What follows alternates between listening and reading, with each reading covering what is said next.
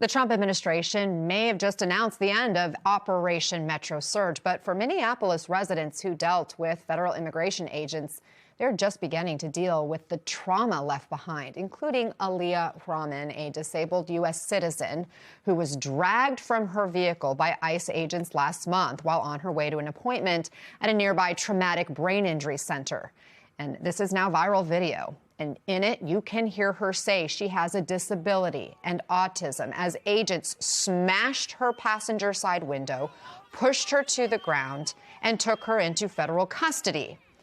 Aaliyah testified before Democratic lawmakers last week about what she experienced before waking up in the hospital. I was denied a communication navigator when my speech began to slur. Agents laughed as I tried to immobilize my own neck. I asked for my cane and was told no, pulled up my arms and prodded forward in leg irons by agents laughing and saying, "Walk, you can do it, walk." The last sounds I remember before I blacked out on the cell floor were my cellmate banging on the door, pleading for a medic, and a voice outside saying, "We don't want to step on ICE's toes." Aaliyah Rahman is joining us now, along with her attorney, Alexa Van Brunt. And Alexa is also the director of the Illinois office of the MacArthur Justice Center. Thank you both for taking the time this morning. Aaliyah, it has been a month to the day, in fact, since those agents pulled you from your car. We showed that video again. What goes through your mind watching that back now, and now knowing federal agents are now leaving your city? Well, what goes through my mind is that they haven't left our city. And the thought of these folks who did this to me and did this to so many of my neighbors, just going somewhere else to do it to another person is nauseating to me. That's what I felt in my body when I heard that announcement. And I think that if you don't, yeah. Please continue. Yeah, I mean, these are people who assaulted me and then dumped me in a cell and denied me medical care until my cellmate put herself in danger to bang on that door and make sure that they got me out of there. Sorry, it affects my speech when I talk about this. But I take no comfort from the idea that someone who brutalized me has now turned to my sister and said, "Your turn." Mm-hmm. I mean, I think that if you don't live in Minneapolis or Minnesota, really the state, or if you're not from a community that has been brutalized like this by masked men for generations, you may not feel the thing that we kind of feel, right? And I don't even feel what a lot of those folks feel. I'm the first generation of my family to be brutalized by masked men who called themselves law enforcement, right? I'm not from an indigenous family who's had everything taken from them and dealt with this incarceration too, right? But may I just set the scene here of what this is really like? So, please. Yes. So, my friends, imagine this.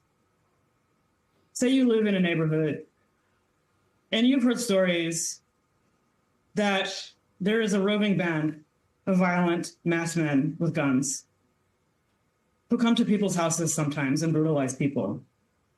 And you know that those folks have not been held to account.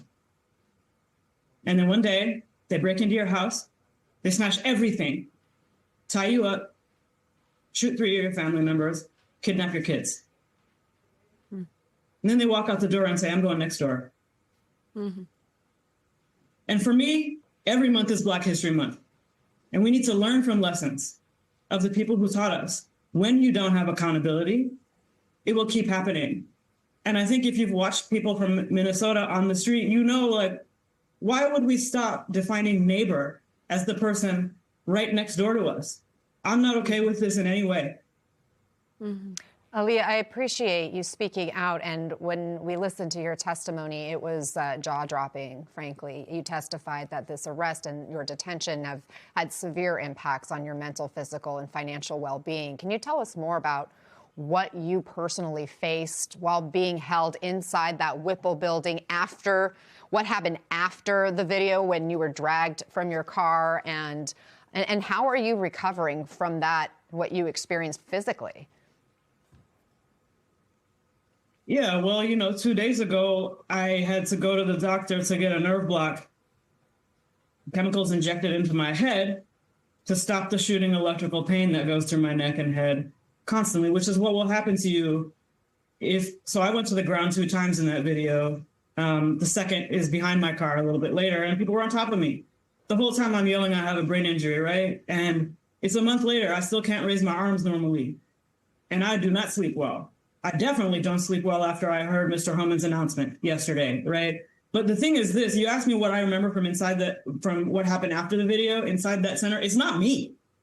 It's not me. It's horrific scenes in there. Horrific scenes. There are Black and brown people shackled and chained together, walking around in lines being marched outdoors by agents who call us all bodies. And I hear that these folks want to buy a warehouse in the town near you, America, so they can do this to more of us. If you want an immigration system, cool. These are not the people to run it. It has to stop, And I was taunted for my disability. I asked for a cane or a wheelchair, and I was pulled up by injured shoulders, prodded forward and told, walk, you can do it, go on. Mm-hmm. There are just lines of people, and there are people asking for water. I ended up on the floor of a cold concrete cell that has no toilet, no bed, no blanket, none of that kind of stuff. I asked for a lawyer, a phone call. And the thing is, I don't believe I deserve better treatment than any other person. Certainly not. Not because I'm an American citizen, not because of anything else. But supposedly, the people who say they're trying to keep our America safe, supposedly they do believe that. And if they did this to me, we're not safe. We're not safe. This can't go on. Alexa, you've worked in civil rights law for over a decade, I know. Yep. What's the standard for law enforcement when interacting with disabled members of the public? And how does Aaliyah's experience compare to other cases that you've seen throughout your career? Well, that's a great question. What's very clear from that video is that officers violated every standard that they should have followed in interacting with Aaliyah as a human being and as a person with a disability. There are very clear standards that law enforcement need to follow when interacting with somebody they believe has a disability. And Aaliyah told them she has one. They didn't have to do any guesswork. There's supposed to be a clear line of communication by one person. Obviously, the main goal in any law enforcement encounter is to de-escalate, and that's more important than ever if you're interacting with somebody with a disability, to calm the scene, to step back, to slow everything down. And the officers did the exact opposite. They engaged in confused and conflicting command giving. They escalated by having their first command be slamming and shattering the window. They pulled her out in the most vicious and aggressive way possible. When she said she had a disability, they said it was too late. It is never too late to ask for accommodations. That's not the law. That is not police standard. These people were just acting in every rogue way possible, and they were doing it intentionally, and it was a vicious, violent abuse of authority, and they should be held accountable for it. Aaliyah, after your arrest, the Justice Department, or it was the DHS, I should say, put out a statement calling you an agitator and saying that you obstructed officers by refusing to move your car.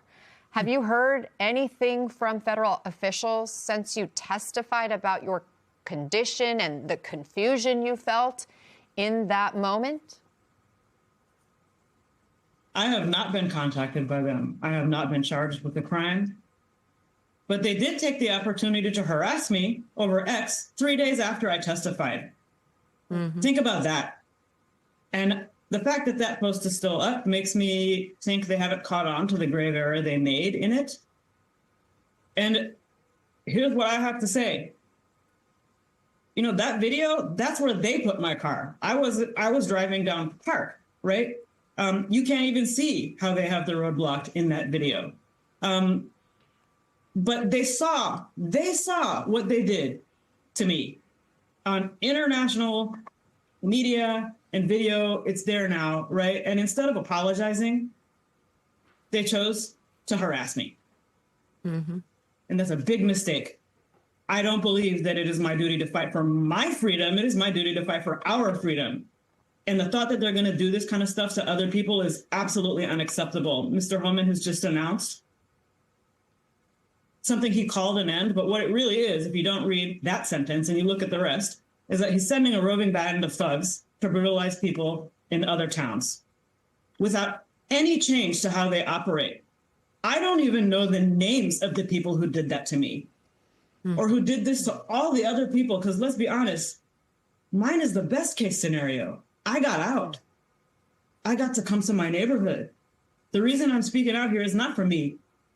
It's because I know they're going to keep doing this, and that we have been doing this for 400 years in this country. It's time for this to be over.